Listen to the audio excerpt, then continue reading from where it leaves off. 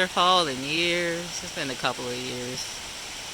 I think the last one I saw possibly was when I was in Africa, so almost a couple of years ago. This is way more nice than I thought it would be. In here thinking, I went to a summer camp and ended up working at that summer camp until I was about 24. So I started when I was 6 and stayed there, for 20 years, 18 years. My math wasn't the best on that. But yeah, it's just interesting to me because I was listening to a video of some South Africans talking about how this girl in particular, how it was weird for them to wear their natural hair.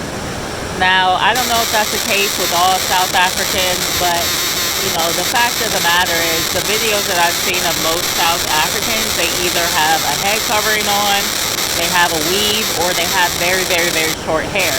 And from my understanding, the colonizers made them cut their hair because they said it was too unruly.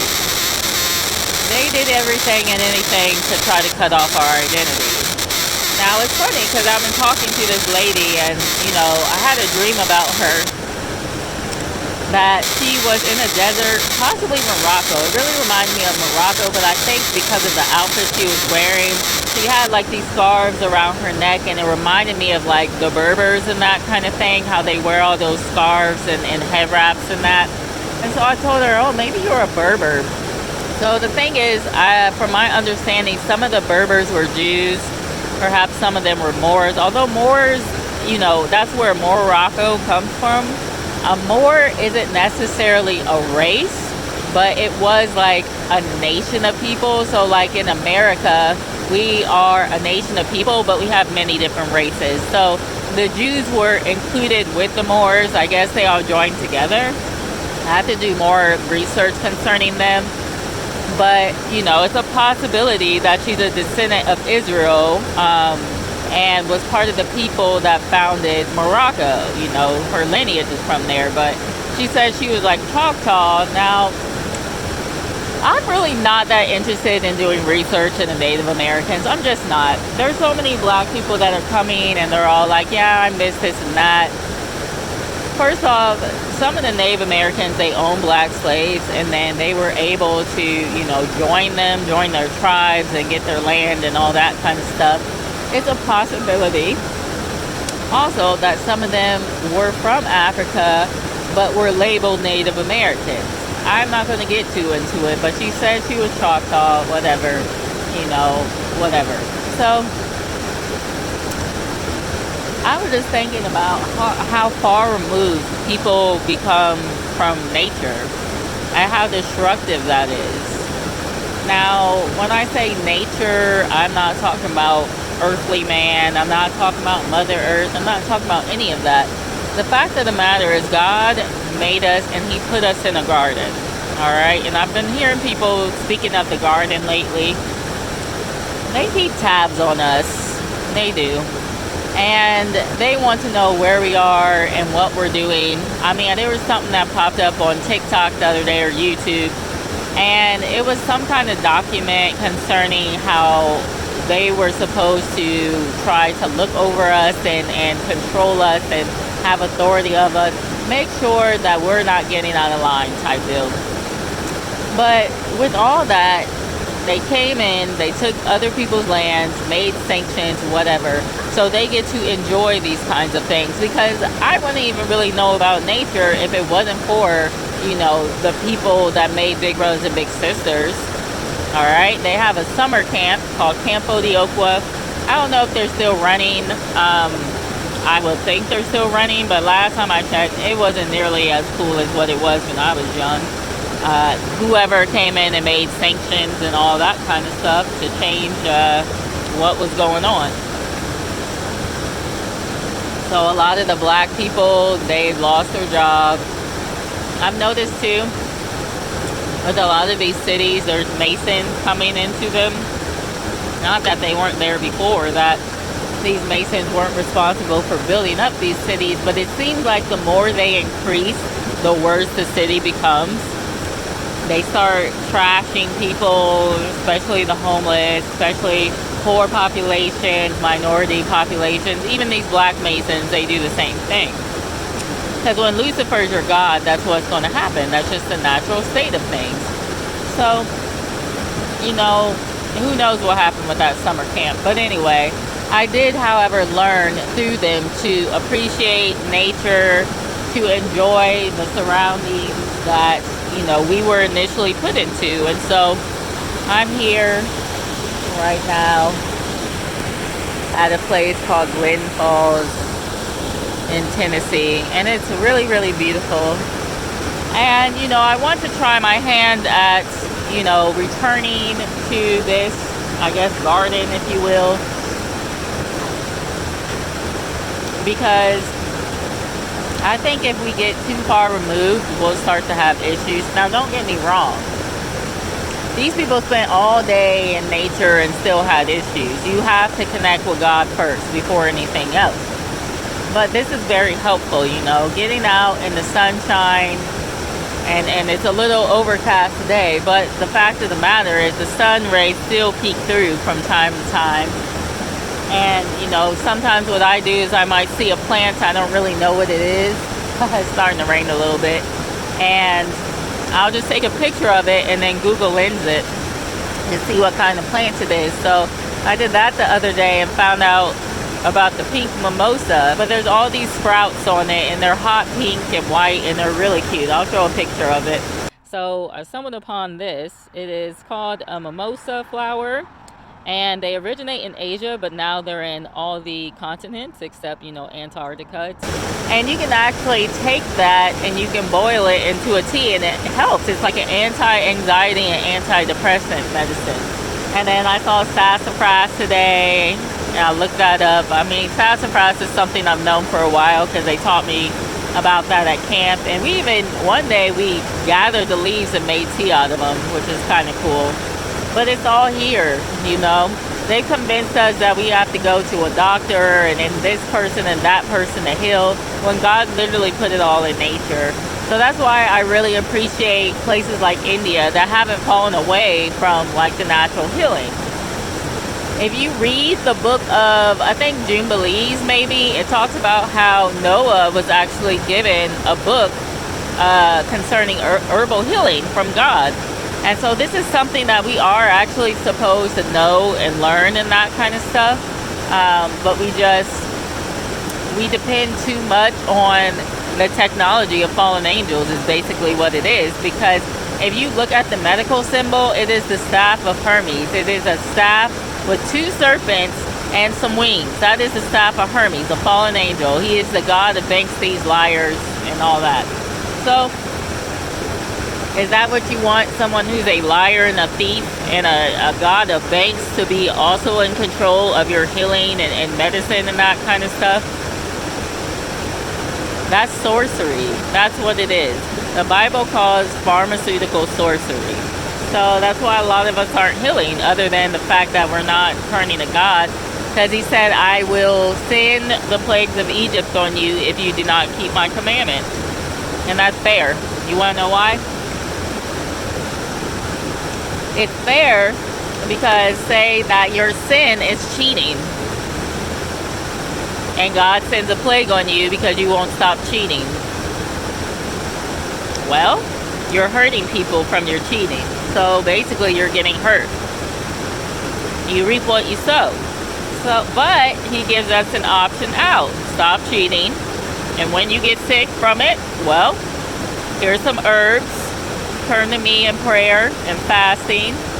Meditate on my word and I will heal you. And never go back to doing what you were doing again, because it's destroying other people and it's destroying yourself.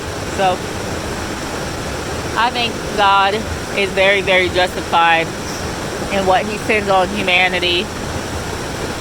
So we need to understand that. Black people have been on my mind a lot lately because I feel like we're at a loss at this point. You know, to me it's weird that I'm a black woman out here by myself in the woods.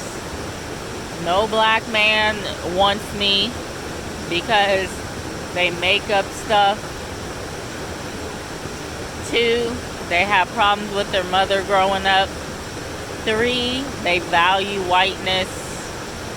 4, they don't value God, and so they value things that are toxic to them, like all their sexcapades, and you know, they're trying to gain white proximity as well, by dating other women outside of black women. And you know, many of them are trying to get the bag, as they call it, because they see that's what other men have.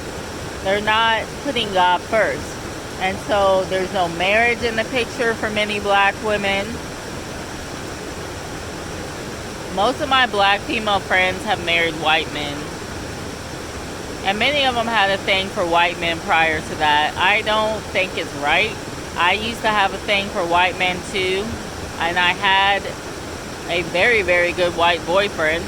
I did not appreciate him, unfortunately, so I ended up leaving. But I don't think I was the one for him anyway. But I also don't think that you should value, you know, white men just for being white, or white women for being white, whatever. No one, right? So, all my friends have married white men. I don't think one of them is married to a black man, actually. They're all believers except one. So, and apparently the Bible actually says something like that about how the men of Israel would go off and do things that they weren't supposed to be doing, and you know, marry women of other nations, and the black women had no choice. The Israelite women had no choice but to go with these men of other nations, because our men were not doing what was right. I just don't, and no offense to y'all out there, I just don't want anyone other than the Israelite man. Like, I just don't. I want to keep the lineage going. Even though our men are doing what they're doing, from my experience, the Word of God was in me as a child. I didn't really go to church. I didn't read the Bible. I didn't pray. But it was in me. And I remember specifically having instances of the Word coming to me, not knowing it was the Word until I became a believer. So if that is in me, then it is in our men as well. Which is exactly why I'm not about to give up on them. But what it seems like to me is a man will compass a woman, or a woman will compass a man. Now, I don't know if that means the women will direct the men, or if the women will grab a hold of the men. But perhaps Isaiah 10 has something to do with it when it talks about Israel leaning on the Messiah. So, who knows? But I really think that I don't think I should be out here as a 40-year-old with no husband. And I feel like it is the fall of our men that has caused this issue. It's the fall of our women that has caused this issue. And we need to come back to God.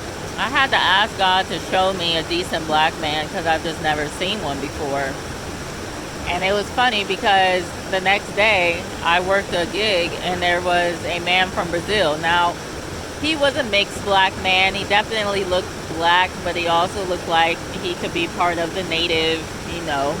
A lot of Brazilians are mixed. I think most of them are mostly black, but there's definitely the mixing of, you know, Spaniards and Italians and native Brazilians, Indians, and that kind of thing. But he was black, you could tell. And this guy was a complete gentleman. And so I said, if I have to marry a foreign black man of the descendants of Israel, I will do that. I will do that, because they're just not getting it here. They're not getting it. Even hanging around the black men yesterday, they often don't like me. And I think they don't like me because that seed of Satan. They can't understand what it is to go after morality. They go after what's in these music videos, all right? These people just don't understand how much they're harming themselves by listening to the music that they're listening to. They don't get it. I mean, this is what they go after. It becomes your life. You start chasing after women, you start chasing after money, etc. And so they don't have room for anything that's good at that point. What's the point of it? I mean, even I'm getting unfulfilled with some of the things that I'm doing. Some things are starting to become very boring for a reason. They're becoming boring because this is not the order of things. So, and it doesn't seem like there's good men, godly men around to really teach the younger men. God has literally had me go up to young men in high school and pray for them. I'm a woman. But I guess the fact of the matter is I was being obedient, so maybe it doesn't matter, but it is also a little uncomfortable because I'm around the high school with a bunch of 15, 16-year-old, 17-year-old men. Like, I don't want to be. So that's why I say, well, he might raise up women to direct a man like Deborah. I don't know, man.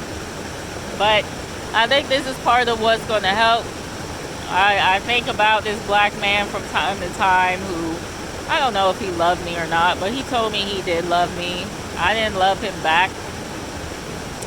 But he did teach me things when I was younger. I saw some sassafras on this trail as I was walking, and I said, oh, okay. That's the man that taught me about sassafras and how you can make tea and its healing properties and that kind of thing. And I think this man did love. Everyone at the summer camp loved him. He loved the kids. He was good with them. He was good with everybody, really, even when they acted certain ways toward him. He unfortunately ended up falling off, or I don't know if he was always like that and I just didn't know, but I think if he would have been shown the love that he was showing other people, perhaps that would have never happened. But yeah, anyway, we gotta go. We have to go. We have to go. We have to do something else. Stop spending so much time inside. Get your Bible out. Go walk in nature. Go explore. Go do something new. Learn something new. And be blessed.